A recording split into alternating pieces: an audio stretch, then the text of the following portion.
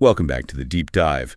Today, we've got a monumental stack of sources in front of us, and they all cover a controversy that has, well, it's really rippled through the entire world of online genre media. It really has. We're going to be talking about the mechanisms of influence, the cost of credibility, and some of the strange, desperate decisions people make when that algorithmic house of cards starts to fall. That's absolutely right. And our listener, the learner, shared some sources that focus intensely on one he's described by critics as, and I'm quoting here, the biggest booktuber out there, Daniel Greene. Right. And this isn't just about, gossip. We're using his career, his whole trajectory as a case from the absolute peak of industry access to a very recent and very controversial. So our mission today, then, is to move past the surface level scandal. We're going to dive deep into the infrastructure that the sources are calling access media. We want to really analyze that strange, almost transactional relationship between the big publishing houses and their chosen gatekeepers. And then we want to get to the why. Why would a giant in the genre community risk everything for what his critics are calling basically a pittance? The stakes are incredibly high. And you're right, the sources, they don't pull any punches at all. They claim this guy is the poster child for how the mainstream industry intentionally selects and cultivates access media reviews. And that context is key, isn't it? It's vital. Because they argue his most recent promotion, which is, highly explicit, it's not some random blunder, they're saying it's the direct result of financial desperation. It gives you this fascinating, sometimes uncomfortable window into the collapse of credibility in the age of platform monetization. Okay, let's unpack this. To really understand the collapse, we have to start at the top, at the height of his power. So we're in section 1, looking at the influence and the infrastructure of this so-called biggest booktuber. He's identified as having over 500,000 YouTube subscribers, and the critics really stress he is widely, quote, propped up by the entire industry.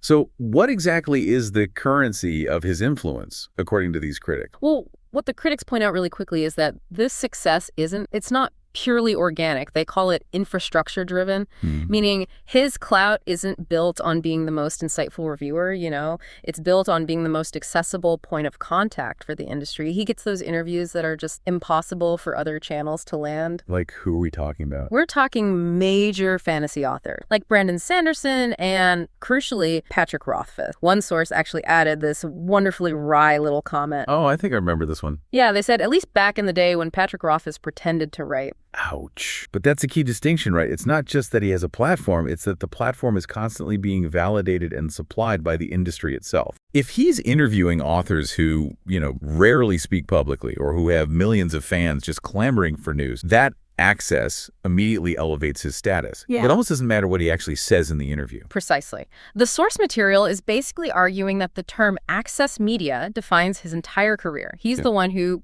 breaks all the news. This means he gets the advanced copies, the embargoed press releases, the direct interview time that publishers deliberately deny to other channels that might be, equally or sometimes more critical. Okay, so we need to dive into this gatekeeping claim because it's so central to the whole critique. The sources use some really strong language here. They suggest the publishing world is inept in its general marketing. Yeah. But also surgically precise in who they choose for their influencer sphere network. Yeah. How can both of those things be true at the same time? It's a paradox, isn't it? And the sources spend a lot of time on it. They argue that, for the most part, publishing marketing departments are, they're pretty clueless when it comes to the internet. Okay. They often fail to grasp the simple, organic ways to promote books. Things like sending a basic press release to a big mailing list or working with mid-tier influencers who have these dedicated niche audience. So they're bad at the broad stroke marketing. Exactly. They're inept at the broad, low-cost, consistent promotion that builds a genre community organically. But and this is the key, the sources claim they are surgically precise when it comes to creating what they call a mega influencer. One big channel. One big name to drop all their information through. And they are deliberate in choosing people like Greene who will, toe the corporate line, prioritize the commercial blockbusters, and avoid any genuinely sharp, critical analysis of their biggest investments. Which means the currency of this access isn't really money, it's information. That's it. He gets the scoop, the audience flocks to him for that scoop, and that, in turn, generates the views the publisher wants. It becomes this self-reinforcing loop that prioritizes being a news conduit over being, say, a literary critic Yes, and that leads directly into the heavy critiques of his actual genre. If he's so focused on maintaining that access, he has to avoid any analysis that might alienate his corporate supplier. The critics point to his genre blind spots as proof of... So what are the specific examples they use, the ones that call his relevance and authenticity? Well, the first big one is his coverage of corporate fantasy. Specifically, he's accused of shilling for the Wheel of Time show. Oh, okay. For a lot of the hardcore genre-based, a TV show adaptation is often treated with a lot of caution, especially one that deviates from the real. By consistently and enthusiastically promoting it, even when fans were skeptical, well, he's seen as prioritizing those industry relationships over the integrity of the fan. That's strong commercial alignment, for sure. But the sources also mention his failure to cover certain foundational works. What does ignoring someone like Anne McCaffrey tell? That's a great point. The sources specifically call out that he hasn't covered foundational works like Arts of Dark and Light or Anne McCaffrey's Dragon Riders of Pern. And Turn is. I mean, that's huge. It's absolutely fundamental to modern sci-fi and fantasy. It pioneered that blend of, biology, telepathy, classic fantasy structure. So the critics say that by ignoring these deep canon works, he's signaling that his knowledge base is shallow, or more cynically, that he's only covering what the mainstream industry... So if he's ignoring these foundational books that aren't, currently trending or being adapted for TV, the implication is that he's not driven by a comprehensive knowledge of the genre. Or a passion for it. Right. But purely by commercial viability. It's going to get clicks this week. And the source's conclusion is pretty cutting. They say if you're not going to cover it, then you're not relevant. They suggest he falls back on these safe, high-traffic topics, like talking about Tolkien or Brandon Sanderson. But then they ask, who cares? It's low-hanging fruit. It is. The critics claim he's just leveraging the guaranteed audience those major names bring, essentially using the masters to keep the lights on while he waits for the next big publisher. The whole picture they paint is that his career is built entirely on pure access media, advanced copies, high-profile connection, rather than any deep, organic influence that comes from real genres. And this structural critique, the idea that his success is engineered, is what makes the personal scandals that follow so toxic. Exactly. His credibility was built on the industry's stamp of approval. So when the man behind the brand reveals these significant personal compromises, that credibility doesn't just erode, it implodes, which I think moves us naturally into Section 2, the foundation of the controversy. Yeah, and this takes us back to earlier this year, the whole back to the lore controversy. It involved an affair, and it put his entire personal life under this intense public scrutiny. The sources refer to it as the Naomi King syndrome. Right, yeah. That's the one. A woman came forward. Now, the sources we have generally characterize her as clearly vying for attention, but they do confirm the core fact that an affair took place and that he, a married man, hooked up with her. The fact that he's married is obviously the vital context here. But the public response to this, especially from his wife, was, well, it was unprecedented. What did she do? And how did the sources interpret that? She appeared in a public video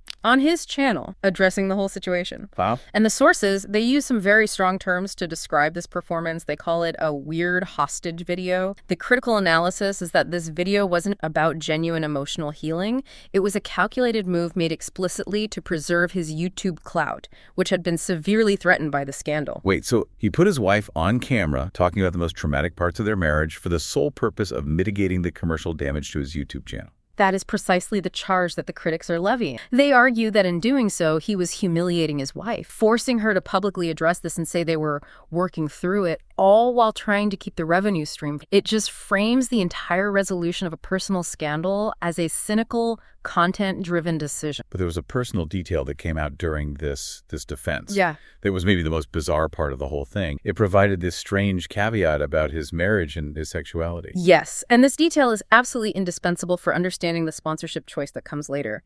In that public video, his wife stated that he had, quote, permission from her to have affairs with other men, just not other women. Wow. The sources note he's openly bisexual, and this comment indicated a specific, if, highly unusual, understanding within their marriage regarding his sexuality and extramarital relations. And that detail absolutely colored his public persona. It made the entire situation, in the words of the critics, creepy and weird. But let's talk about the bisexuality aspect, because the sources connect it directly and very ironically to his content and the specific product he eventually chose to sponsor.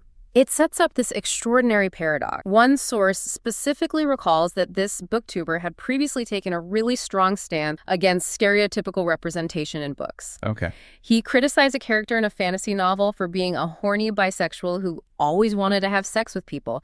The source speculated that he was complaining because he didn't want people to think bisexual were too horny, suggesting he was trying to counter a negative stereotype about his own sexual identity. So he was actively trying to push back against a stereotype in his literary criticism. But the sources are arguing that his commercial choices completely undercut that previous high-minded stance. They argue that by taking this specific, highly explicit type of paid promotion, a sex toy designed for solitary male youth, he has done exactly what he criticized. He became the stereotype. He ironically made himself seem like the very stereotype he might have been trying to avoid, the extra horny bisexual stereotype. The sources suggest that by aligning himself commercially with this product, he gives credence to the idea that he is really like that, or at least partially like that. Yeah. It becomes this really pointed critique about how hypocrisy, especially when it's driven by financial need, just destroys public credibility faster than any outright scandal. Now, before we get to the product itself, we need to complete this picture of his ideological shift. The sources highlight that these personal controversies and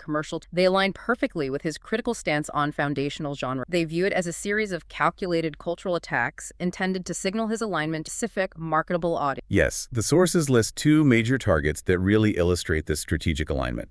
The first is his public ranting about J.R.R. Tolkien, specifically stating that Tolkien's views don't stand the test of time. The critics push back hard on, noting the extreme irony. Tolkien's work has survived nearly a century, while the books he champions, the sources say, have barely survived 10 years. The implication being he's attacking a universally respected figure to elevate his own status as a modern progressive voice, which he can then monetize. But where do the sources draw that line? How do they make the case this is selling out, not just being current? Well, one could argue he's just modernizing the conversation, right? But the sources justify the sellout claim by linking it to the second target, Gary Gygax, the founder of Dungeons & Dragons. Okay. He called Gygax a racist and a sexist, and the critics argue these ideological attacks are perfectly aligned with his general content. He consistently champions and pushes highly sexualized contemporary fantasy, what they label as Sarah J. Maas and the Rebecca Yarros romantasy porn books for women, all under the acceptable guise of fantasy.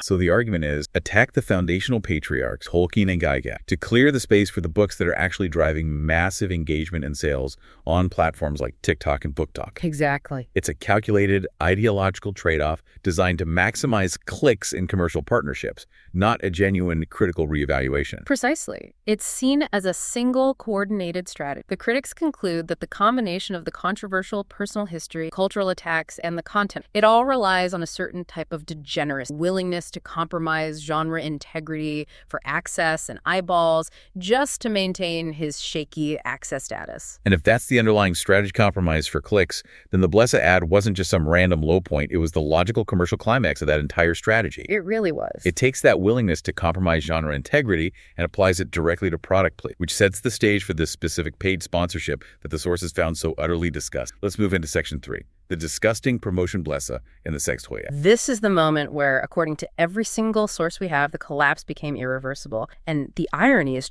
it's staggering. This highly explicit, sexually focused promotion was inserted directly into a video titled Top 20 Worst Aged Fantasy Books. You can't make this stuff up. The critics were genuinely bewildered by the sheer lack of self-awareness required. I mean, you're trying to deliver serious literary criticism, even if it's biased, and you just insert a full-on sex toy commercial. It breaks every norm for a book channel. So how did he even introduce the ad? Did he try to cushion the pitch, or did he just jump straight in? He tried to create a buffer, but the critics found the attempt immediately suspicious. He started by telling viewers under 18 to skedaddles, get out of the room. Right. But then, almost immediately, he noted with a smirk that the video was not flagged as adult content by. The critics instantly seized on this, agreeing that the fact he had to tell minors to, while YouTube hadn't labeled the content as adult, was not a good sign. It suggested he was skirting the platform's rules on purpose. And then, the pitch itself. How on earth did he attempt to tie a male masturbation device into his usual content about fancy literature and the stresses of daily life? He framed it as stress relief, necessary for the current climate. It started vaguely. He said something like, "It feels like the world is on fire. It's becoming more and more crucial to take some time off and massage away the tension, Oh, yes, we're going here. Stress." The critics just interpreted this whole introduction as inherently gross and extremely awkward. They noted the absurdity of seeing this sort of suggestive preamble on a fantasy book channel.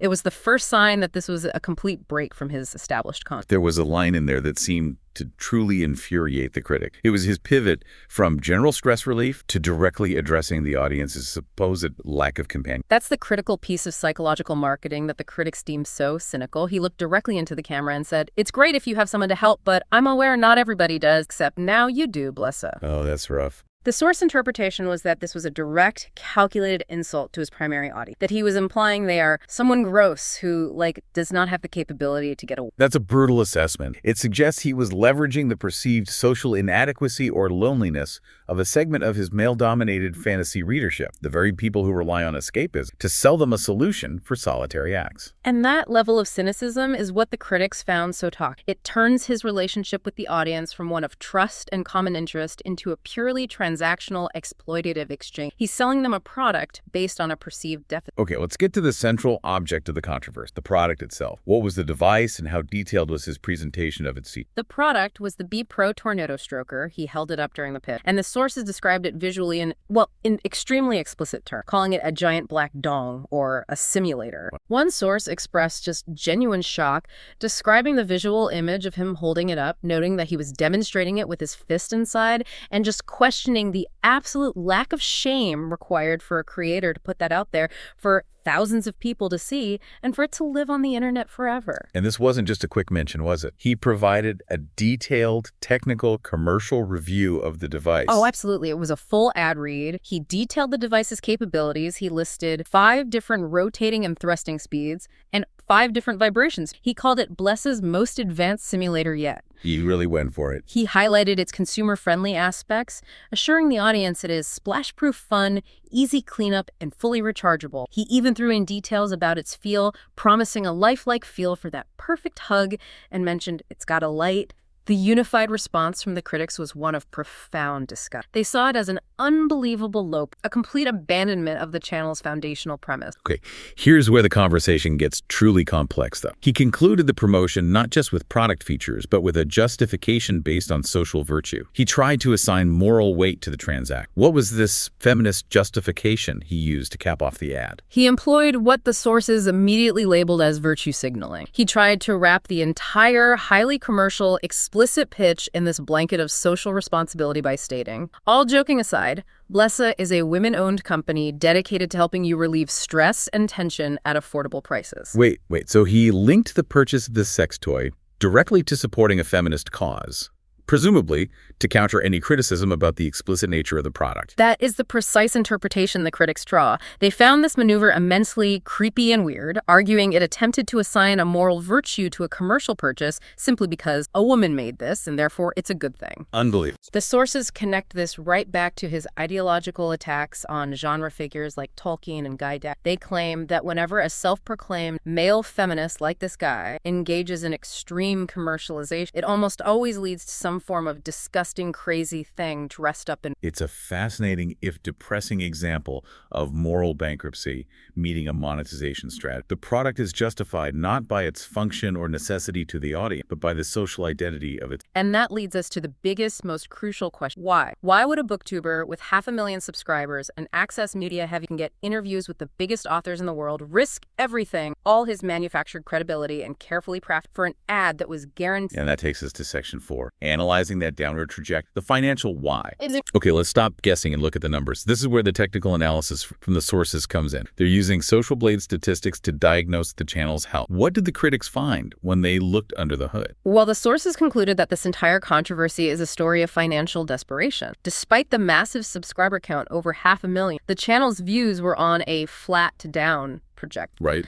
They note that he had already lost 25,000 subscribers after the earlier Naomi King incident, but the view count decline is the true commercial illness. Subscribers are vanity, views are revenue. Let's break down the view statistics then, to understand the scale of the crisis. What were his peak views and where was he when this controversy broke? His peak performance was high. We're talking 2.2 million views a month. That's top tier for genre content. That's huge. At the time of the sex toy controversy, however, he was down to about 1 million views a month. That's a drop of over 50%. So the sources then had to figure out what that million views actually translated into in terms of money, which means understanding that creator economy metric, CPM cost per mil, translates RPM, or revenue per... This is a crucial point that I think confuses a lot of people. When an average listener hears $4,500 to $6,000 per month, they might think, hey, That's a decent salary. But for a creator of this magnitude, we need to understand why that is a catastrophic failure. First, can you walk us through the calculation of the source? Sure. The sources use data from another channel as a benchmark. A rough estimate of earning about $2,000 for 350,000 ad revenue, which works out to an RPM of about $5.70, which is a respectable number for niche content. By extrapolating that rate to his current 1 million views a month, the sources estimated his monthly ad revenue to be only between $4,500 and $6,000. So that's a raw YouTube income. But now for the context. Why is $6,000 a month a desperate situation for a channel with 500,000 subscribers? What are the hidden costs of running a mega influencer enterprise? You've nailed the problem. This isn't just one guy making videos in his basement. It's an enterprise. When you're operating at 500,000 subscribers, you have professional expense. You're paying editors, probably graphic designers. You're investing in high-end 4K equipment, studio lighting, sound equipment. You have to maintain a professional image. So if he's paying one full-time editor, that $6,000 could be immediately cut in half or more. And that doesn't even account for overhead taxes or the enormous amount of time he has to dedicate to producing multiple videos a week just to hit that 1 million view mark. Exactly. The sources highlight that this income stream, while it seems high to an outsider, is a catastrophic decline from his peak years when he was doubling or even tripling that figure. Right. When you build a life and a professional infrastructure based on, say, $15,000 to $20,000, a sudden drop to $5,000 puts you in a genuine financial crisis. The conclusion is inescapable. This revenue decline means he is struggling and desperate for money. And that desperation makes the next number the sources crunch even more absurd. It really does. The cost of the sellout. What was he likely paid for this promotion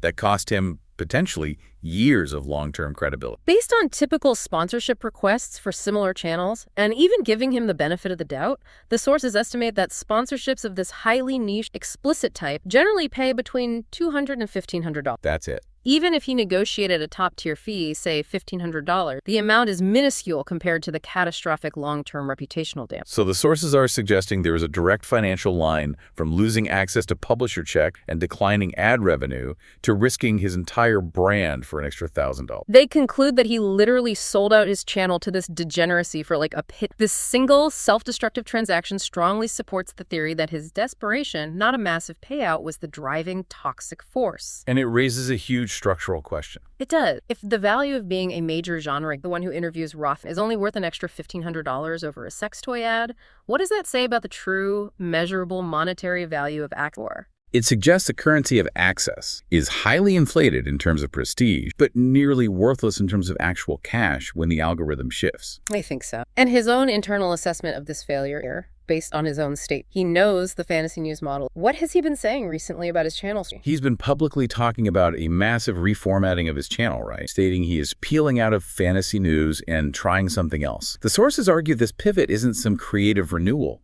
It's a desperate attempt to stay relevant. They argue this is not about providing content back. It's an explicit strategy to right the algorithm. He realizes his current format, fantasy news, literary takes, access is failing, not just because of his personal scandals, but because YouTube itself is, in their words, fundamentally broken for this type of content. The genre space is just crowded, the audience is segmented, and the only way to survive the algorithmic stress, pivot toward trending, highly searchable, or just plain shock value content. Let's talk about that algorithmic stress for a sec. When a creator is losing view, the impulse is to become more extreme, more controversial, or more commercial. Is the blessa ad simply the inevitable endpoint of a creator trapped between a failing algorithm and the need to pay his editors? That's the broader implication for the learner, isn't it? The sources suggest that this pressure forces creators into ever more compromise, and we saw the immediate pushback. What was that initial response like? Well, the sources managed to capture several negative comments before they vanished. People were clearly shocked. Phrases like, "some sponsors should be turned down," and this really visceral reaction from one viewer. "WTF laugh was happy my kids weren't around, hoping this isn't a normal thing." Wow. The audience, even his core base, saw this as crossing a major line. And how did he respond to this immediate negative feedback? Because that's the final piece of evidence the critic condemned his act. According to the sources,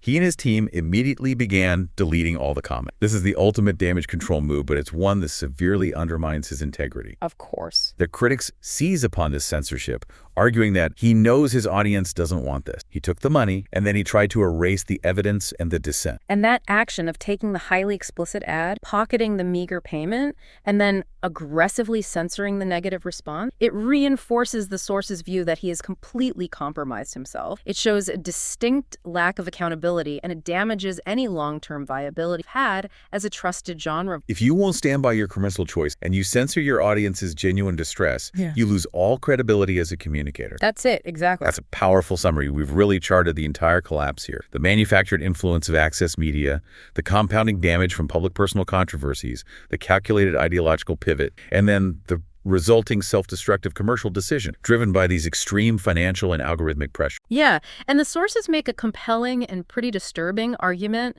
that the mainstream publishing industry, the one described as inept in broad market, intentionally chooses figures who align with a certain ideological bent and a willingness to embrace what one source called degeneracy. So if that theory is true, this whole incident reveals the shocking mercenary priorities of corporate-backed content creation in the genre space. They want a mouthpiece, and they don't really care how compromised that mouthpiece is as long as the content gets clicked. So what does this all mean for you, for the learner who's trying to understand the creator economy? We focused heavily on the influencer's individual pressures, but let's end with a final provocative thought about the future of genre discovery itself. We often focus on the content, the quality of the books, the depth of the analysis, but based on the financial data and the algorithmic stress we've discussed today, consider this. If the entire structure of access media forces its biggest, most established influencers, the gatekeepers of the genre, to risk everything for just a few $1,000s, what is the inevitable fate of thoughtful genre? It's a sobering question. When the only way for the largest channels to survive pivot from literary criticism to embracing disgusting commercialization, what happens to genuine? The provocative thought, are we entering an era where only the most financially desperate and morally compromised voices can afford to stay visible on the biggest platform? And if so, who is left to champion truly great non-commercial?